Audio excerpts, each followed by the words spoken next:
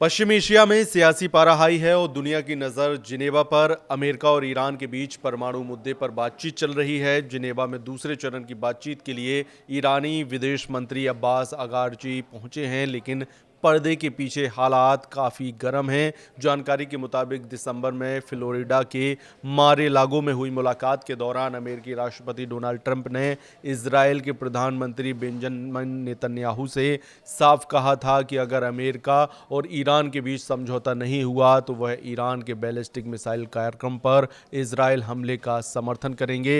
ABC news ने अपनी report में बताया है कि सूत्रों के मुताबिक अब अमेरिकी सेना और खुफिया एजेंसियों के भीतर इस बात पर चर्चा शुरू हो चुकी है कि अगर इजरायल ईरान पर हमला करता है तो अमेरिका किस तरह उसकी मदद कर सकता है। चर्चा इस बात पर ज़्यादा है कि अमेरिका सीधे हमला करेगा या नहीं, बल्कि इस पर है कि वह इजरायल को कैसे सहयोग दे सकता है। अंदरूनी बातचीत में ये विचार किया जा रहा है कि अमेरिकी वायुसेना इजरायली लड़ाकू विमानों को हवा में ईंधन भरने में मदद कर सकती है। इसके अलावा एक बड़ा सवाल ये भी है कि किन देशों से इजरायली विमानों को अपने हवाई रास्ते से गुजरने की अनुमति मिलेगी। जॉर्डन, सऊदी अरब और संयुक्त अरब अमीरात जैसे देशों ने सार्वजनिक रूप से कहा है कि वे अपनी हवाई क्षेत्र का इस्तेमाल ईरान पर किसी भी हमले के लिए नहीं होने देंगे। ऐसे में साफ नहीं है कि संभावित कार्रवाई के लिए रास्ता कैसे तय होगा। इसी बीच अमेरिका ने पश्चिम एशिया में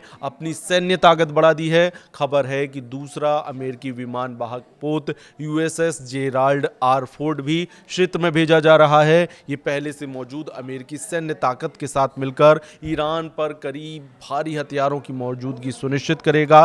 राष्ट्रपति ट्रंप ने इसे ऐतिहासिक कदम बताया है। उनका कहना यह है कि बातचीत विफल होती है तो अमेरिका तैयार रहना चाहता है। इजरायल के प्रधानमंत्री नेतन्याहू खुले तौर पर ईरान के साथ समझौते को लेकर संदेह जता चुके हैं। उनका कहना है कि किसी भी समझौते में सिर्फ परमाणु कार्यक्रम ही नहीं, बल्कि ईरान के जो मिसाइल कार्यक्रम और क्षेत्र में उसके समर्थित संगठनों की फंडिंग पर रोक होनी चाहिए। दूसरी तरफ ईरान ने संकेत साफ दे दिए हैं कि वह कुछ हद तक यूरेनियम संवर्धन कम करने पर विचार कर सकता है, लेकिन बदले में उस पर लगे आर्थिक प्रतिबंध हटाने होंगे। अभी तक किसी लिखित समझौते की स्थिति नहीं बनी है। अमेरिका और ईरान के बीच जेनेवा में दूसरे दौर की बातचीत होने वाली है। मंगलवार को ओमान की मध्यस्थता में जेनेवा में बातचीत होगी। अमेरिकी प्रतिनिधि स्टीव विटकॉफ और जेरेड कुशनर इसमें हिस्सा लेंगे। विदेश मंत्री मार्को रूबियो ने कहा कि राष्ट्रपति ट्रंप पहले बातचीत चाहते हैं,